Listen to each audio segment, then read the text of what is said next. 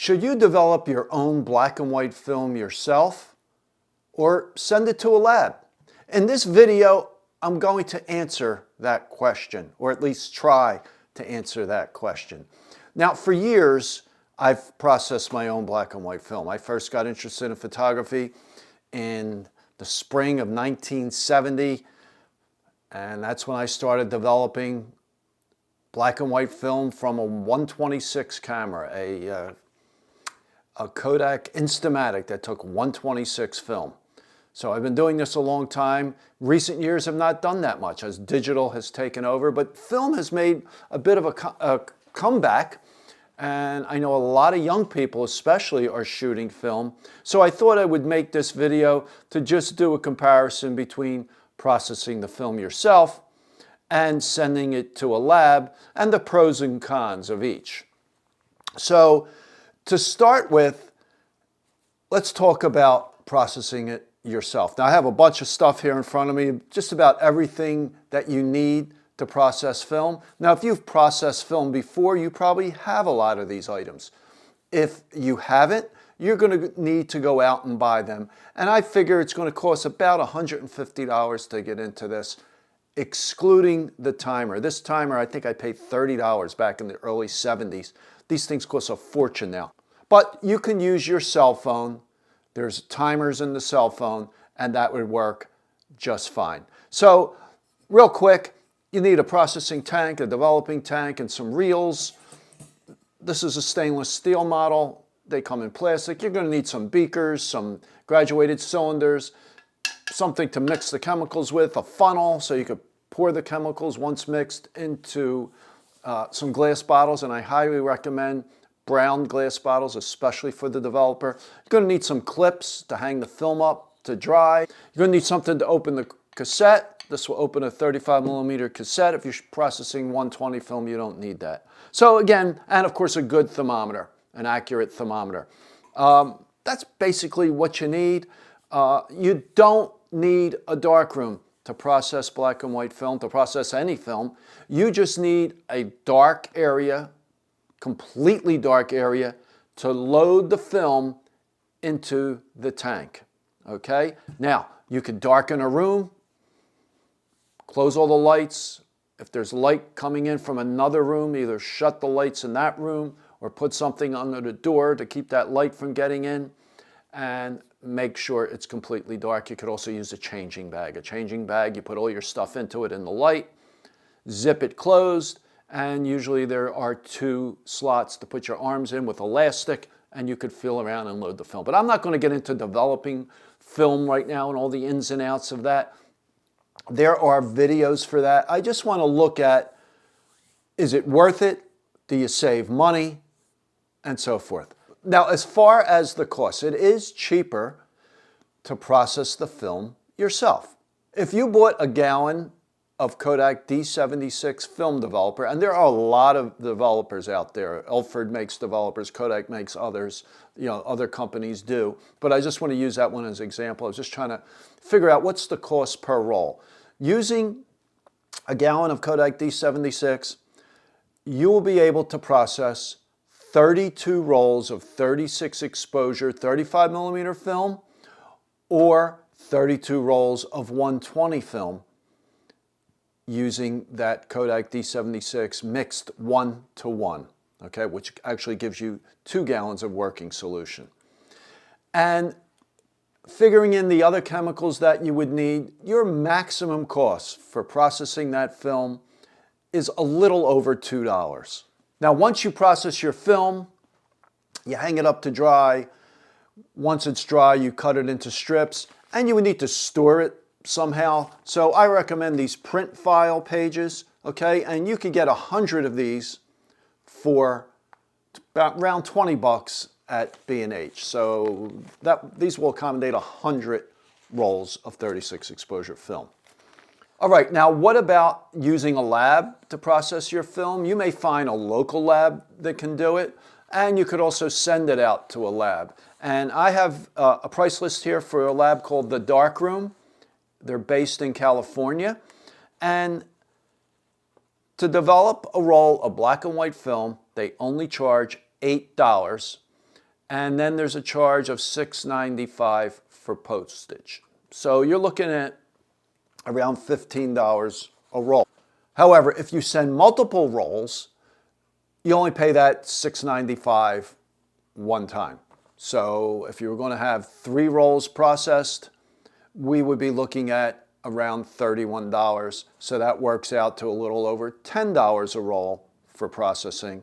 Whereas if you did it yourself, you're looking at a little over $2 for processing. So you do save a bit of money.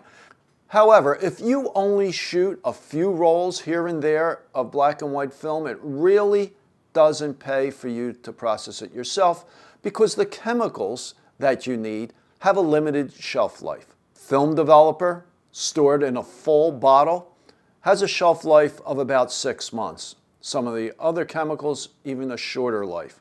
So if you're only doing an occasional roll, really doesn't pay to process it yourself, especially if you don't have all the equipment. But if you shoot a lot, then you're going to save a good bit of money over time. Now, there's another thing. Once you process that film, what are you going to do? Most people today will have it scanned to digitize it so they can work on it in Photoshop or any other photo editing software. And that's how most people deal with film images today. They digitize it.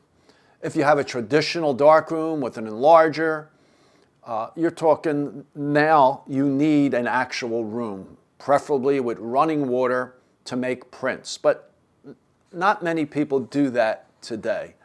Enlargers have gotten very expensive, and you need a bunch of other equipment in order to make your own prints. So most people have the film digitized. Okay, so once that film is processed, how do you digitize it? Well, the darkroom will do that for you for just an additional small charge.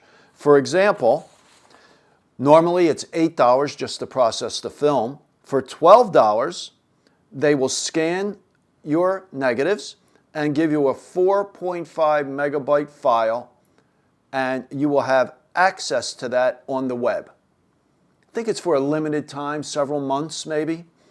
For $15 a roll, they'll process your film and give you an 18 megabyte scan.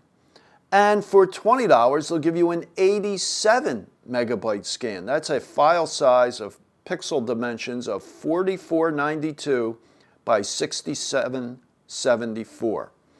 That's from 35 millimeter film. So what do you do if you process the film yourself? How do you digitize it? Well, there's several ways to do that.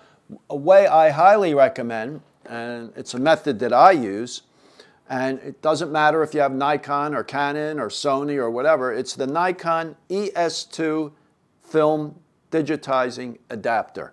This attaches to a front of a macro lens. You insert your film strips, and you basically, with your digital camera, take a picture of each negative and then turn it into a positive. Now, I have a whole video on how this works. It works very well. And this unit, this ES2, it sells for about $140. So I'm going to put a link in the description below to my video on how that ES2 works. And I think it works great. And the file size would depend on what camera you have, whether it's a 24 megapixel or a 45, or in the case of the Sony, you may have a 60 megapixel camera. It attaches to a macro lens with a 62 millimeter front filter thread. However, you can use step-up rings or step-down rings to fit it to the filter size of your macro lens. The other way, of course, is to use a film scanner. I know some people, what they do, they set their camera up on a copy stand, use some type of a light source, and digitize the negatives that way. But this is inexpensive, and it works really well. Okay, so what's the bottom line? Should you develop your black and white film yourself, or should you send it to a lab? If you're only shooting a few rolls a month, let's say, send it to the lab, because you're going to be mixing chemicals that have a limited shelf life. And if you only do a few rolls, you're going to be dumping those chemicals, and your cost per roll is going to go up considerably. However, if you shoot a lot of black and white film, then it may pay to process the film yourself. And the advantage is you don't have to worry about putting it in the mail. Now, I've never had any film loss, but it can happen. You are in control. Besides the lower cost, another good reason to process black and white film yourself is, let's say you want to just check out a camera. Maybe you picked up a used camera and they give you a return policy. You can run a roll of film through it and process it right away and see the results. Another reason is it's just fun. It's a lot of fun to process your own film, and there's something about that excitement that digital doesn't have on opening up that tank, taking out the reel with the film and unwinding it and hanging it up to dry and seeing those negatives. It's just, I remember the first time I did it, it was real exciting, and it worked. I mean, I processed it properly, but it still has some of that excitement looking at that wet film as you hang it up to dry. Now, one of the big negatives of processing film yourself, and it's really not the processing, it's the scanning part. You know, if you have, you process 4 rolls of 36 exposure film, you got 144 images there. You're going to scan every one, where if you send it to a lab, they're going to send you back all those scans, all ready to go, ready to put onto your computer. So you're going to be more selective as to which ones you scan, or using the Nikon digitizer. So, that becomes a negative, because, if you're going to scan or you're going to digitize 144 images, it's going to take a little bit of time. So I guess ultimately, you have to make the decision. If you shoot a little bit of film, send it to the lab. If you shoot a lot, consider processing it yourself. Now, there's one other good reason to process film yourself. Film is expensive today, as I'm sure you all know. A roll of black and white film costs you $9, $10, $11. And what I always did in the past when I was shooting a lot of black and white film, I shot for a weekly newspaper and shot a ton of black and white film. I would buy 100-foot rolls and load my own cassettes. And the nice thing with that is, yes, you can make 36 exposure rolls, but let's say you just want to test the lens or test the camera and you only want to shoot a few frames, you can make short rolls. You can make a 12 exposure roll, a 15 exposure roll, whatever. So what you need besides the 100-foot roll is you need a bulk loader. You put the film in the darkroom, in the changing bag, you put the film into the loader, close it up, and then you could load your rolls in daylight. In order to do that, you need cassettes for the film. So using the bulk loader, you load the cassette. Now when it comes time to process the film, of course, you need to take the film out of the cassette.